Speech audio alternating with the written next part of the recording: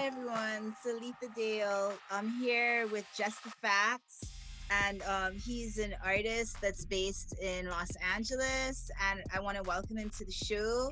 And I'm just going to start with the first question. Aloha, hi Jess. Aloha. Hi. But I wanted to start by asking you about your early musical influences or any other people that influenced the work that you do.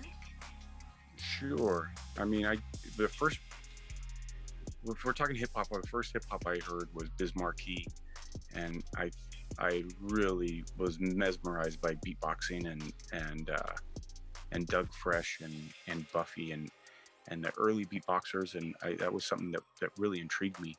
And I used to record on a double cassette karaoke machine as a kid, and fifth grade, sixth grade, I made tapes. I started rapping and made tapes in middle school. But I was always fascinated by, guys like Q-Tip, Tribe Called Quest, and they were part of my childhood. Wu-Tang was part of my childhood. KMD, which is a group that was they were silenced. They said some very, very important things, and the media actually silenced them. And it's interesting if you look into the history of KMD with Sub Rock and Zev Love X. Zev Love X is actually pictured behind me here. He's was the former artist name, formerly known as MF Doom. Zev Love X was his first character that he portrayed as a teenager, but then he lost his brother and became MF Doom as an alter ego, and he personifies all elements of hip hop to me, because he's a graffiti guy, because he's a b-boy, because he's an MC, because he produces, because he scratches, because he DJs, and because he personifies all the elements of hip hop to me. Including beatboxing. I used to take apart stereos and put them back together since I was a kid, and I built crazy sound systems, and that was it. I was just in love with music since I was a kid.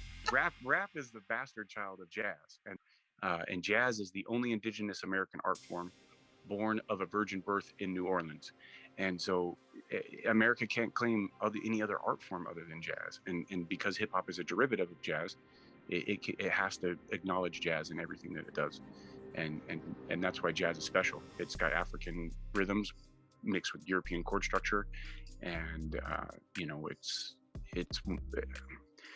I don't know, it's the nexus of music to me, if you want my opinion. But yeah, I could talk jazz all night, but we could talk hip hop. I love hip hop, and I love jazz and hip hop, so this sounds really good. Jess, how would you describe your musical style?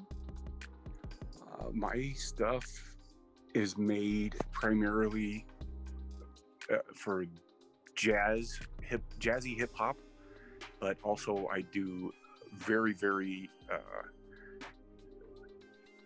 I cater to the b-boys, for the breakdancer people. So for my breakdancing friends, I broke dance when I was young, and I'm old now, but so I couldn't battle any of these guys, because the games changed. So breakdancing, they might do in the Olympics, and it's a very important element of hip hop to me, is breakdancing, because it is the expression of the body to the music, to the hip hop, and that element goes uncelebrated in the new rap culture, where I keep a lot of my music around anywhere from 100 to 120 BPMs, which is, I like to have breakdance music, and so I make it.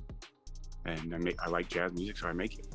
I write about what I see, and and I write what I feel, and a lot of times I do free writing, which is just allowing my pen to go, or I'll freestyle music. I do that. I'll freestyle rap, and whatever's good I'll say. And I believe music is a comment on society and the state of it. And I think graffiti, if you ever walk outside and you look at the graffiti, I know in Hawaii where you're at, there's beautiful graffiti. I think the graffiti also tells us this story, the temperature of the culture, and that's another element of hip hop that's crucial to me. uh, it's a it's therapeutic though too to write down whatever you're thinking, because then you can assess your thought process. You can assess, you know, where you're at in your own life, because you know, a lot of times your art tells on you. You know, you know, if you're writing down something, or you're expressing it extemporaneous, like you say, then yeah, absolutely, it's real and it's raw and it's you. And so you get a lot of self introspection, I think, when you write, and on a regular basis. And I do. I've written.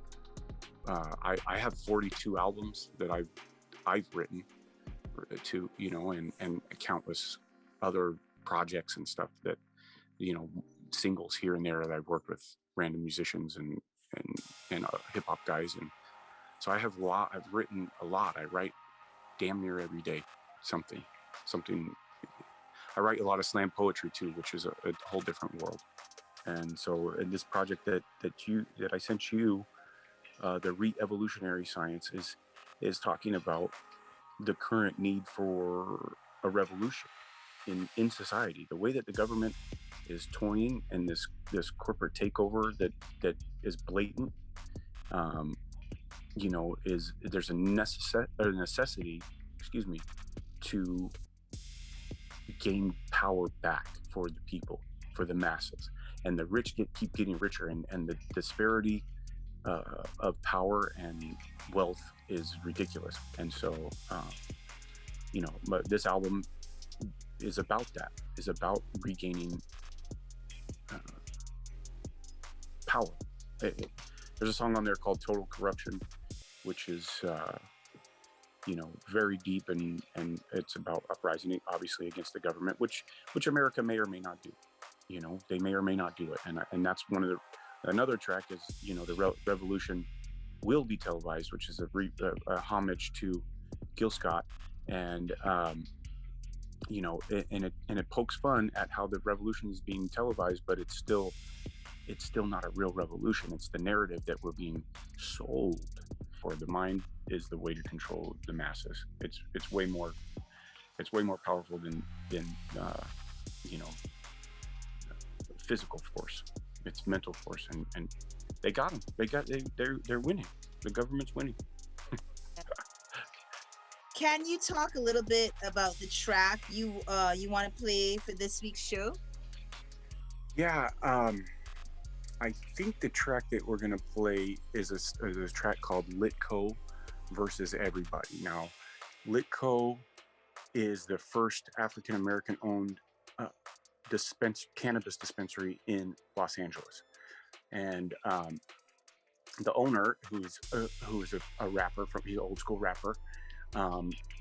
His name's Rezik, and he is basically the Steph Curry of the weed game, and he, you know,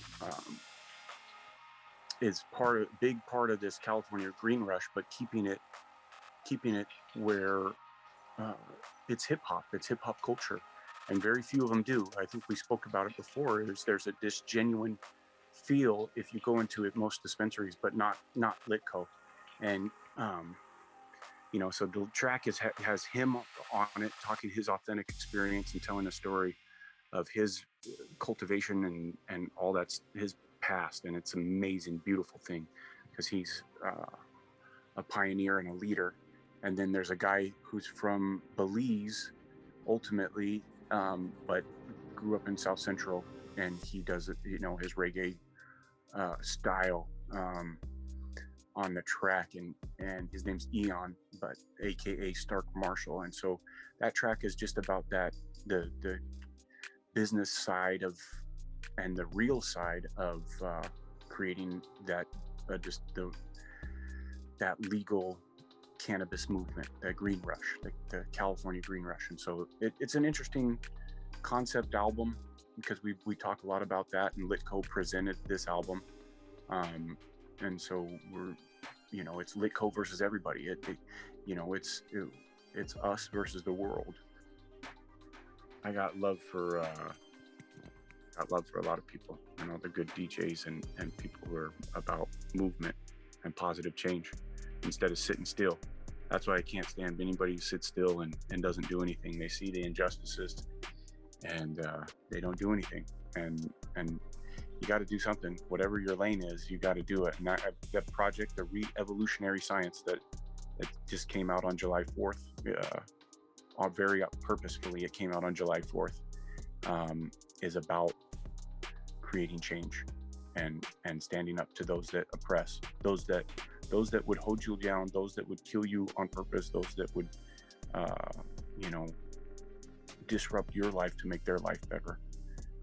That's who we're standing up against on this project. And you know, I encourage everybody to do what they feel is right in their hearts, and make change where they can on a daily basis. And that's what the title of the album is to re-evolve, you know. And so we've evolved so much, but now let's reset the clock. We need a reset. We need to re-evolve. We need to start. We need to take what we've gotten and start over, because a lot of shit is wrong. I'm sorry for my language, but a lot of stuff is wrong right now. And so the album is shedding light on what's wrong, and I do give ideas on how to fix it. Absolutely. I'm not going to just, you know, complain. I'm going to tell you how to fix it. And first part of fixing a problem is acknowledging it. And that's what this album is. And, you know, I may get in trouble with the government over this album. Who knows? Oh, well, let's hope so. Yeah, if we do, that's a good thing, I think. We want them to, yeah.